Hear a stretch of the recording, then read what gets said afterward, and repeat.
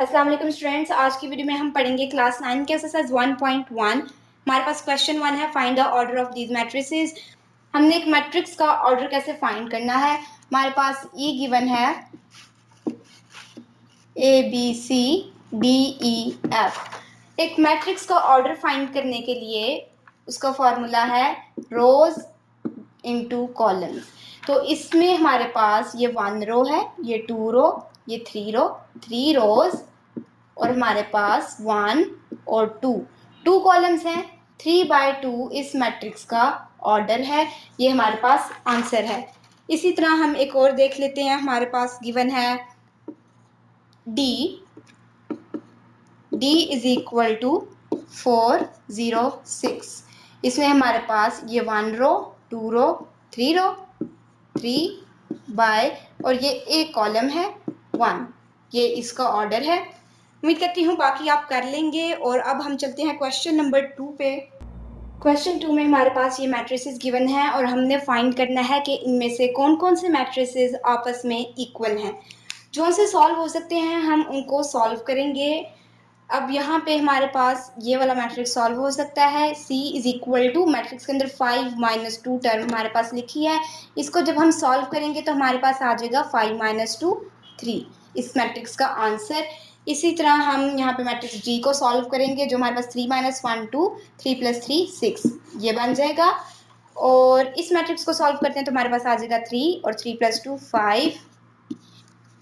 और ये मैट्रिक्स 2 + 2 4, 2 + 4 6, 2 - 2 0 और 2 + 0 2 ये आ जाएगा। अब ये मैट्रिसेस हमने सॉल्व कर लिया। इक्वल मैट्रिसेस के लिए हमारे पास रोज एंड कॉलम्स इक्वल होने चाहिए और उनकी अंदर वाली जो एंट्रीज हैं, जो उनके अंदर नंबर्स लिखे हैं, वो भी इक्वल होने चाहिए। अब यहाँ पे हमारे पास ए के अंदर 3 लिखा है, इसका रो 1 है और कॉलम भी 1 है।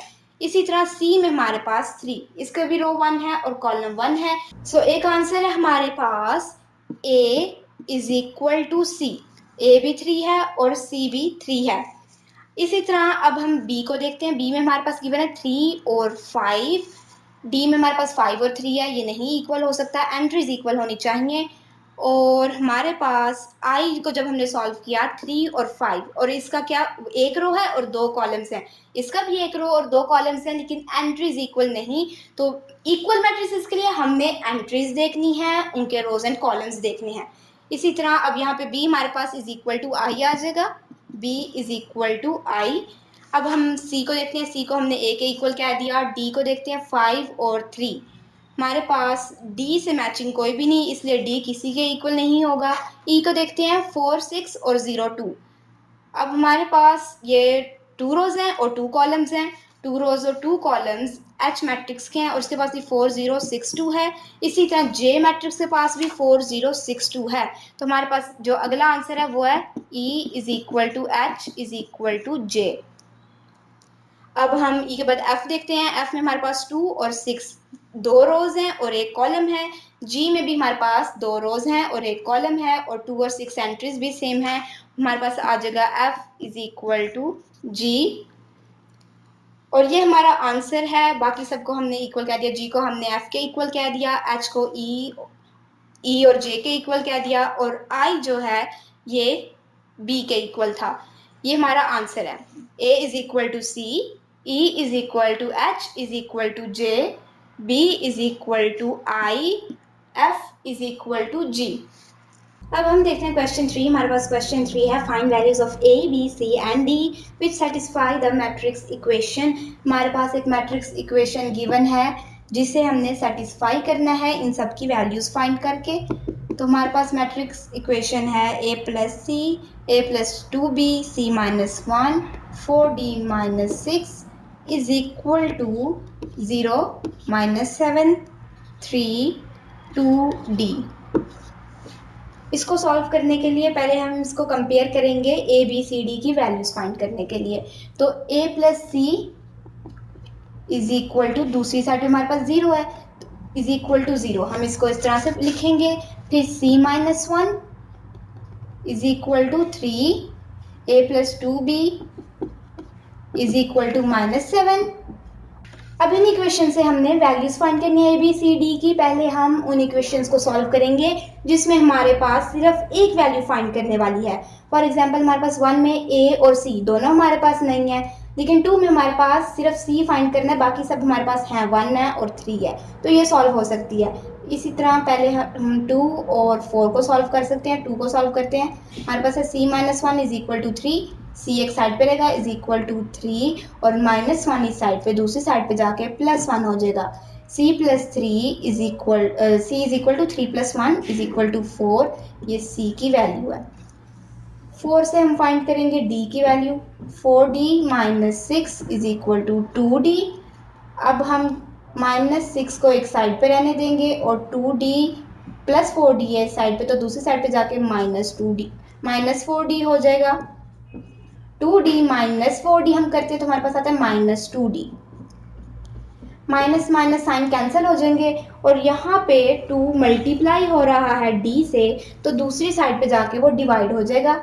6/2 इज इक्वल टू d, और इसको जब सॉल्व करेंगे 2 1 2 2 3 6, तो d की वैल्यू हमारे पास आती है 3।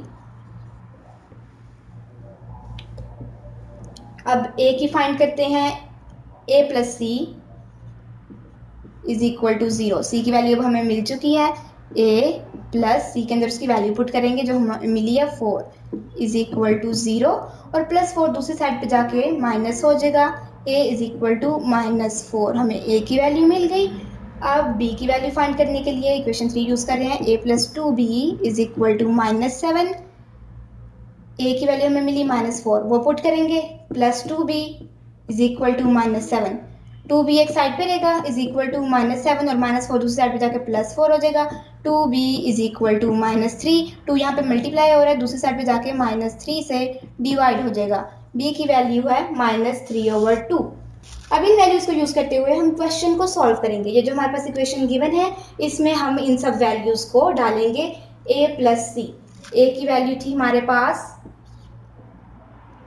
-4 और c है +4, c - 1, c है हमारे पास 4 और -1, a + 2b, a है -4 + 2 और b है -3/2, 4d - 6 4 और d है हमारे पास 3 - 6 इज इक्वल टू 0 -7 3 2, 2d की जगह हम पुट करेंगे d की वैल्यू 2 × 3, ये हमारे पास आ गया। इसको हम सॉल्व करते हैं, -4 + 4 हमारे पास आ जाएगा 0, 4 - 1 3, यहाँ पे 2 जो है मल्टीप्लाई हो रहा है इस पूरे से, और ये जो है इस 2 से कट हो जाएगा, -4 + -3 हमारे पास बचेगा, -4 - 3 सॉल्व करके हमारे पास -7 आएगा, 4 × 3 हमारे पास आएगा 12 - 6, 12 - 6 को सॉल्व करेंगे तो हमारे पास आ जाएगा 6, और ये इक्वल है दूसरी साइड के जो है 0 3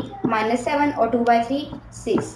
हमारी इक्वेशन सेटिस्फाई होगी और ए बी सी डी की वैल्यूज जो हमने फाइंड की हैं वो ये हैं, सी 4 हो, डी 3 हो, ए -4 हो और बी -3/2 हो। जब ए बी सी डी की ये वैल्यूज़ होंगी तो हमारी मैट्रिक्स इक्वेशन सेटिस्फाई होती है।